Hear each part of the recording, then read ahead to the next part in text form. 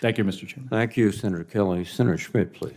Thank you, Mr. Chairman. And both of you, thank you for your service. I mean it sincerely. I think the candor by which you answer these questions and your availability, your accessibility to the members of this committee, and I know others, is very much appreciated. And for me, as a newer member and certainly focusing a lot of my time on this committee on the Indo-Pacific issues, your expertise, your service is, the people from Missouri appreciate it too. So just wanted to say that.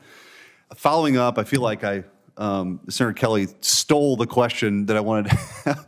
We've recently written a letter actually to Secretary Austin about this ongoing harassment that happens with the fishing in the South China Sea and particularly the Filipino vessels.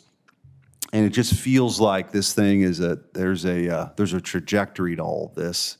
Currently, these are not technically PRC Navy vessels, Coast Guard. I mean, they're all sort of one and the same in many ways, right? But where do you see? I mean, if you were to predict where this is going and what we need to do to deter this, and it's sort of a follow up to the previous question is, in a concrete way, what are a couple of things that we could do tomorrow to help discourage this? Because it does feel like we're headed down a road here, and we've got obviously a mutual defense agreement with the Philippines, that this thing could escalate quicker than people probably realize. Yeah, thanks, Senator. So militarily, again, we execute joint patrols. We operate with our Philippine partners in the vicinity in order to ensure that we can demonstrate resolve.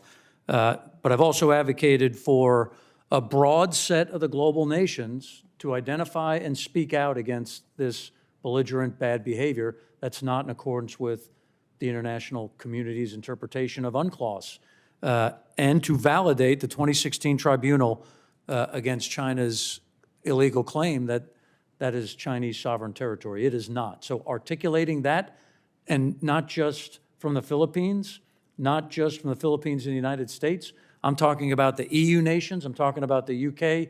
I'm talking about the Middle Eastern nations, and I'm talking about the Pacific nations, right? This is one step today. This is not an Indo-Pacific problem. This is going to be a global problem. Right, and they're also, the CCP is now making claims, additional claims in Vietnam, right? And they're sort of marking additional territory.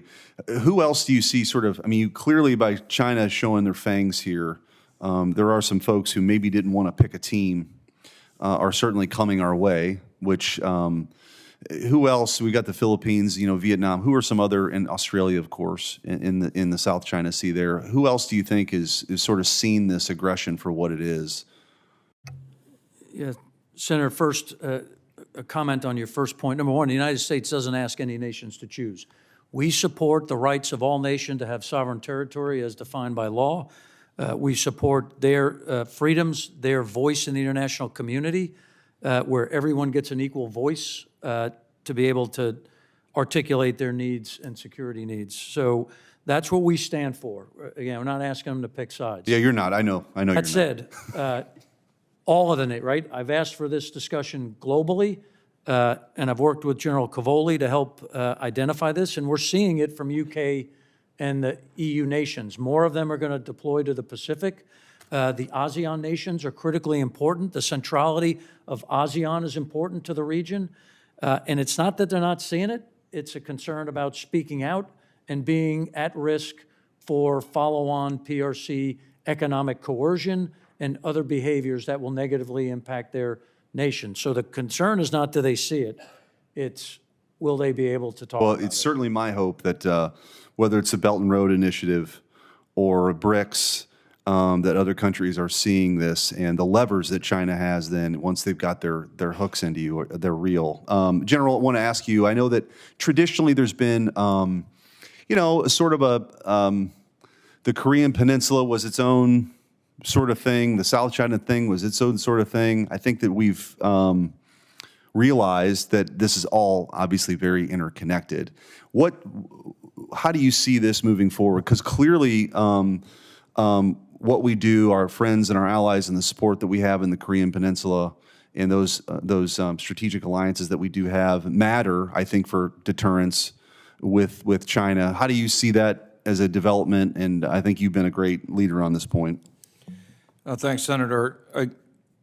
I think that what starts locally goes regional and globally pretty quickly.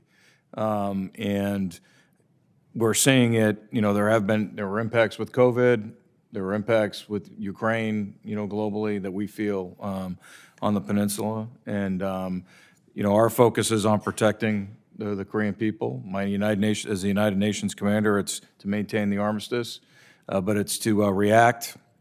The inherent right of self-defense never goes away, so we will protect ourselves. Response requires consultation with our Korean allies, and then any kind of retaliation or further escalation, I think we've always got to be prepared for. If somebody tries to take advantage of an incident or crisis someplace else in the Indo-Pacific. Thank you both again. Thank you, Mr. Chairman.